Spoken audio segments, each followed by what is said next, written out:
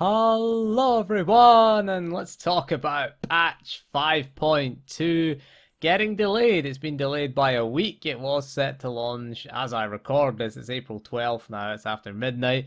But it was set to launch April 11th, and they put up a yellow post, which I'll show you on screen, which said it's been delayed until April 18th, which is next week, and is my ex's birthday. Weird that I remember that.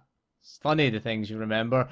But anyway, yep, it's coming next week. So I guess I'm guessing the guy that turns the server on and off, his dog died, and that's why they couldn't do the patch. Really, that's the kind of excuse I expect from Bioware Austin these days, as the person in charge of class balance had a baby, and that's why class balance hasn't been done for the last 6 months. They said it was a he, so I assume paternity leave for a few months, which, you know, they're entitled to. I'm not blaming the person, really, but surely an organization like Bioware, you know, they should have contingencies for that. What if maybe that's what happened to the lead ops designer.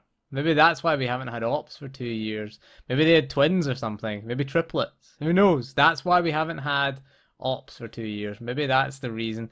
But you think, you know, the organization would have a method of, you know, not replacing the person, but at least working around that fact. You know, why can't they promote someone else, even temporarily, into that job of head class balancer? Because you assume that they have different people responsible for different classes, so why couldn't they just put someone else in charge of that temporarily even? Why not? I mean, they couldn't make it worse, let's be honest. I doubt they could make it worse. But again, that's just organizational incompetence, really. It's not really an excuse. It's not really a viable excuse. But that's why we said that the guy who switches the server on and off, his dog died. I mean, you know, what can we do? We can't get another guy in to switch the server on and off, so we can't have the patch today. I don't know. I mean, hopefully whatever major bug they found, they can iron out.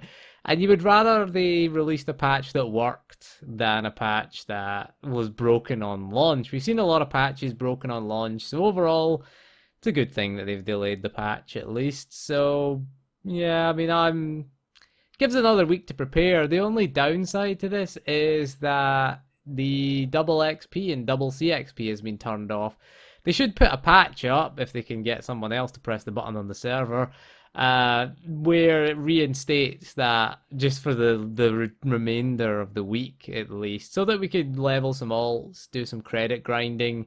Really, I mean, take advantage of this, do some extra credit grinding, you know, level a few extra alts up to 70 for your sort of gear grind, if you're going to do that on your main in patch 5.2, because of course loot is coming back. Maybe the loot broke it. Maybe having loot on the bosses is what broke it. Maybe that's what happened. Maybe Tithe rebelled and decided, screw it, I ain't gonna be killed. Or maybe he was killed too easily. Who knows? I don't know. I didn't take part in the test, to be honest with you. So we'll move on to some other news, and that's that Bioware Austin had a reboot slash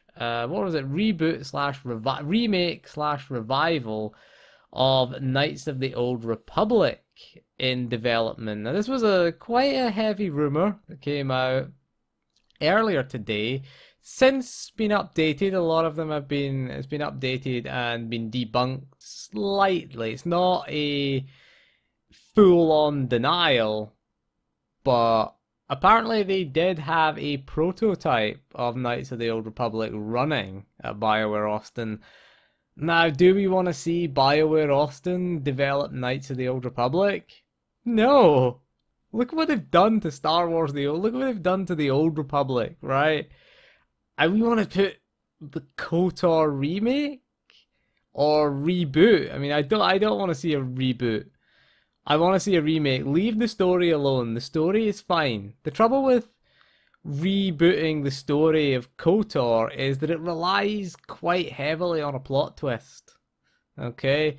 Now, if you get rid of the plot twist, you've kind of ruined the game, kind of thing. If you keep the plot twist in, everybody knows it's there now. The game came out in 2003 originally, so Pretty much anyone who's interested in Knights of the Old Republic knows what the plot twist. Spoiler alert, you're Revan.